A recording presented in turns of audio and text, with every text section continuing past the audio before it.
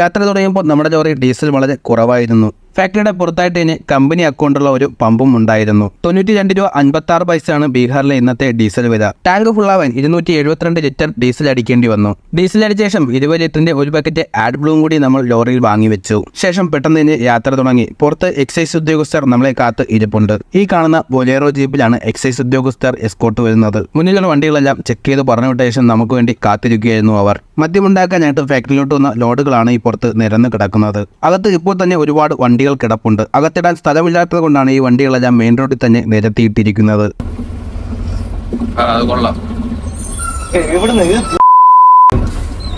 കുറച്ചധികം ദൂരം ഓടിയ ശേഷം വരാണ്ടന്റെ വണ്ടിക്ക് ചെറിയൊരു സെൻസർ കംപ്ലൈന്റ് വന്നു.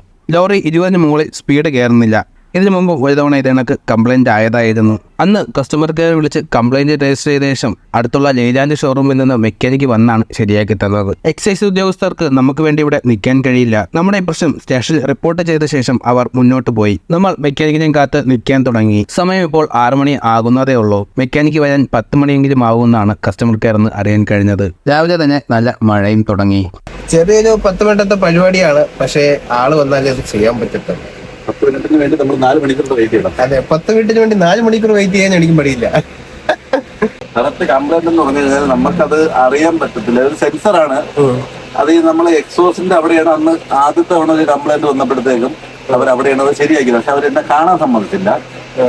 ആ മെക്കാനിക്ക് എന്നെ വണ്ടിക്കത്തിരുത്തി കാര്യങ്ങൾ പറഞ്ഞുകൊണ്ടിരുന്നപ്പോഴത്തേക്കാണ് മറ്റന്മാര് പോയി ചെയ്തത്. അപ്പൊ ഇന്നലെ ആ മെക്കാനിക്കിനെ നമ്മൾ വിളിച്ച് ചോദിച്ചു ആ സെൻസർ എവിടെയാണ് ഇരിക്കുന്നതെന്ന്. അപ്പൊ പുള്ളിക്കാരൻ പറഞ്ഞ ഡ്രൈവർമാർക്ക് പറയത്തില്ലെന്ന് പറഞ്ഞു. കമ്പനിയിൽ ഡയറക്റ്റ് ആള് തന്നെ വന്ന് ചെയ്യും, എല്ലാവരും നിങ്ങളടുത്ത് പറഞ്ഞു കൊടുക്കുന്നു.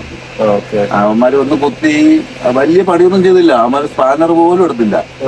അതിനടിയിലായിട്ട് ഒരു പ്ലഗ് ലൂസ് ആയതെന്ന് പുള്ളി പറഞ്ഞു. ഞാൻ ഇന്നലെ അതിനകത്ത് കയറി നോക്കി, നമുക്ക് കാണാൻ പറ്റുന്നില്ല. മാക്സിമം ഉള്ള പ്ലഗുകളെല്ലാം ടൈറ്റ് ചെയ്ത് നോക്കി, ഒന്നും ശരിയാവുന്നില്ല. ആർപിഎം കയറുന്നില്ല. അത് ഫസ്റ്റ് ഗിയറിലൊക്കെ ഉണ്ട്, ന്യൂട്രലിലും കയറുന്നുണ്ട്. പക്ഷെ ഒരു 4ാമത്തെ ഗിയർ തൊട്ട് ആർപിഎം കയറുന്നില്ല. സ്പീഡ് ഒരു 20-ന് താഴെ ഇങ്ങനെ നിൽക്കത്തേ ഉള്ളൂ. ആ 20-ലുള്ള സ്പീഡും കൊണ്ട് നമ്മൾ ഇവിടുന്ന് ബീഹാർ ബോർഡർ കഴിയണമെങ്കിൽ തന്നെ നാളെയാവും.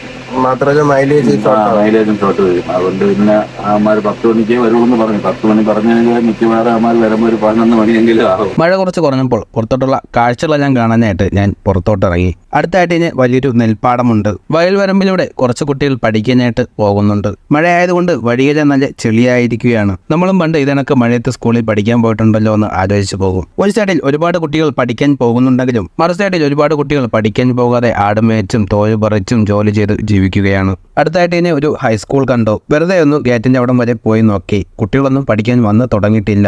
സമയം 8 മണി കഴിഞ്ഞതേ ഉള്ളൂ.